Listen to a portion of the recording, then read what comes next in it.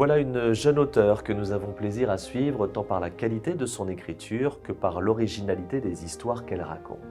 Céline Knidler a publié un premier roman historique en 2013, La Grâce des Innocents, dont l'action se situe pendant les guerres de religion, au cœur du célèbre cimetière parisien. Puis en 2018, changement de registre, la revoilà avec une intrigue contemporaine cette fois-ci, pleine de charme et de fantaisie, L'équilibre du funambule, une ballade amoureuse et poétique sur les toits et dans les sous-sols de Paris. Et voici enfin le nouveau titre de Céline Knidler, La fille du bourreau, qui vient de paraître, premier tome d'une saga en 3 volumes, publiée par une jeune maison d'édition, Jeanne et Juliette, spécialisée dans le roman historique, maison d'édition adossée au collectif éditorial Anne Carrière. Avec ce nouveau titre, Céline Knidler nous plonge dans la période troublée de la Fronde. Nous sommes au milieu du XVIIe siècle, Louis XIV n'a que 10 ans. Sa mère, Anne d'Autriche, est régente, mais c'est le redoutable Mazarin qui dirige la France à sa guise, aux grandes dames de la noblesse qui cherchent à mettre en place un contre-pouvoir. Voilà pour le décor. Mais le charme de ce roman, c'est ce personnage de Céleste Clercy, adolescente débrouillarde, vrai garçon manqué qui ne s'en laisse pas compter.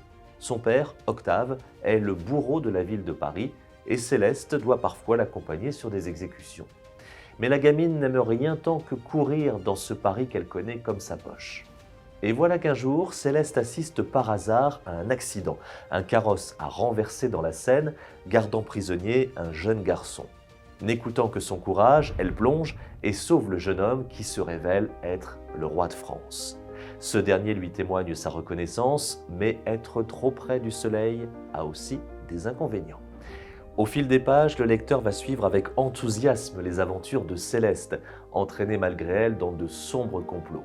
Sa rencontre avec le surintendant Nicolas Fouquet va aussi redistribuer les cartes, mettant la vie de Céleste et de sa famille en danger et peut-être aussi faire chanceler le royaume de France. Vous l'aurez compris, l'esprit d'Alexandre Dumas flotte dans cette virevoltante histoire imaginée par Céline Knidler. Les personnages fictifs croisent ceux de la réalité, les rebondissements se succèdent, l'intrigue est bien menée, le décor bien construit et on se laisse prendre aux péripéties de la jeune et jolie Céleste, personnage que l'on aura donc plaisir à retrouver dans les 2 prochains tomes de cette saga. Le premier volet de la série vient donc de sortir, ça s'appelle La fille du bourreau. Le livre de Céline Knidler est publié aux éditions Jeanne et Juliette.